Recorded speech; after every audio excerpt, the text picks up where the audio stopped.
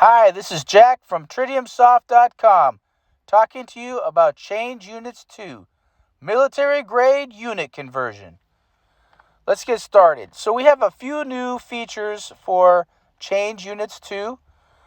One feature is now we can copy and paste to the clipboard.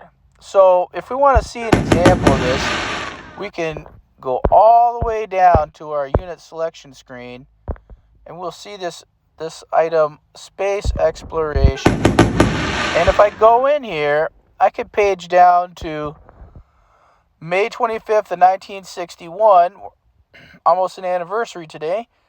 Kennedy sets goal to visit the moon.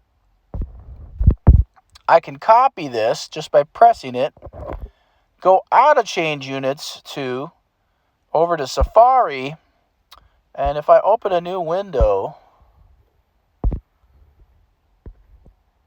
I can just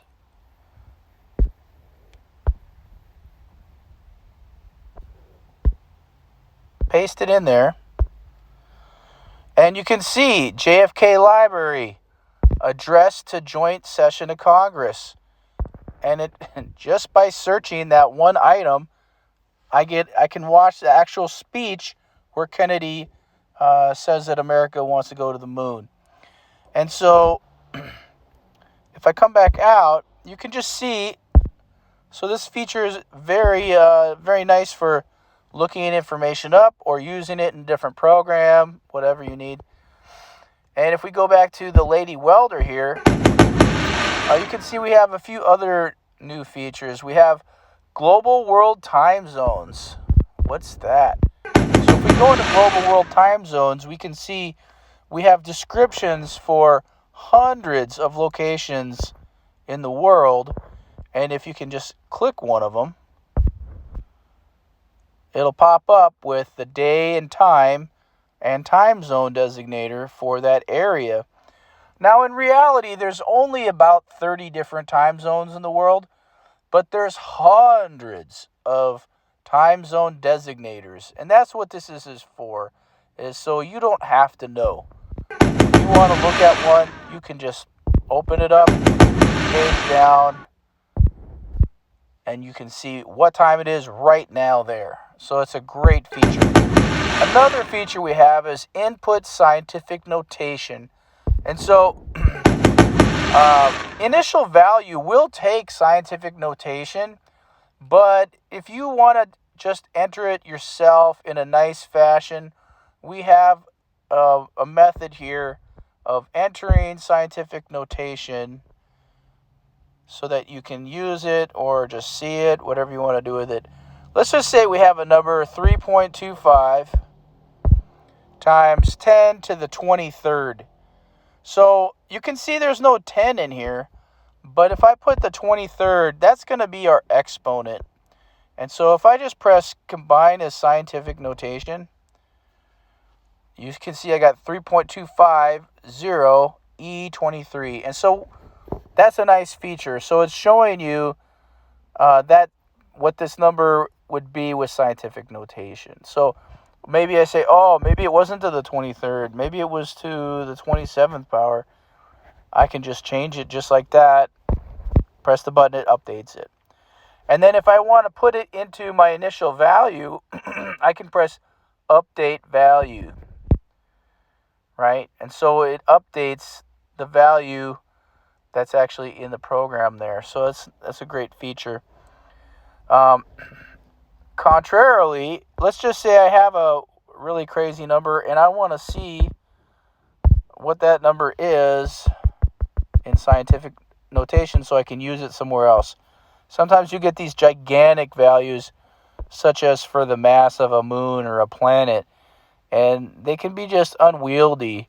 And so if I press display scientific notation here, what it's done is it's taking this top line, which I adjusted, and it's putting it down to the form of this really nice, neat scientific notation, 2.25 E16. So that's 2.25 times 10 to the 16th power. So that's a great item here.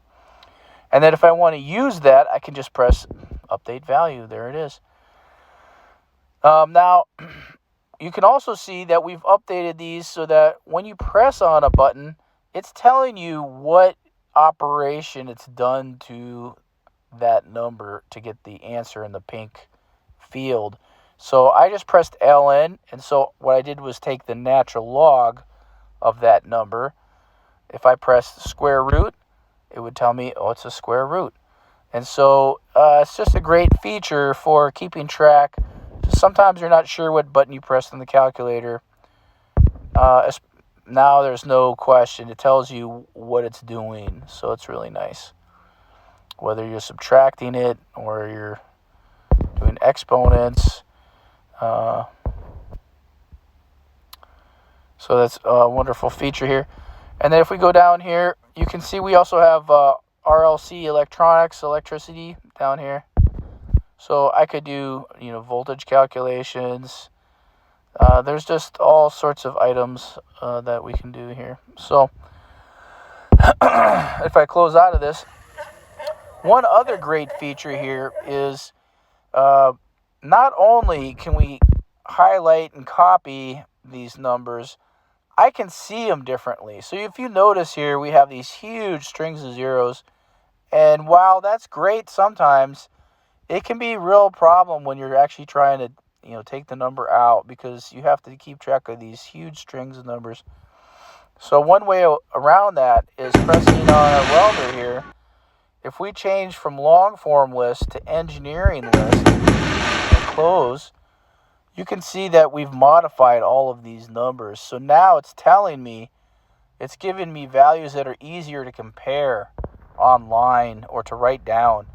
So, for instance, 3.96 times e to the 17 inches per second. So it's giving me a speed.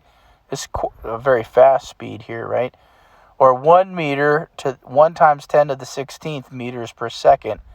So it's just really, really useful when you have to use very large numbers. For instance, these numbers wouldn't normally be used for speed, but they might be used for mass, because maybe it's the weight, the mass of a planet or something, some enormous thing. So we can see what those values are. And then maybe we're not into this scientific notation stuff.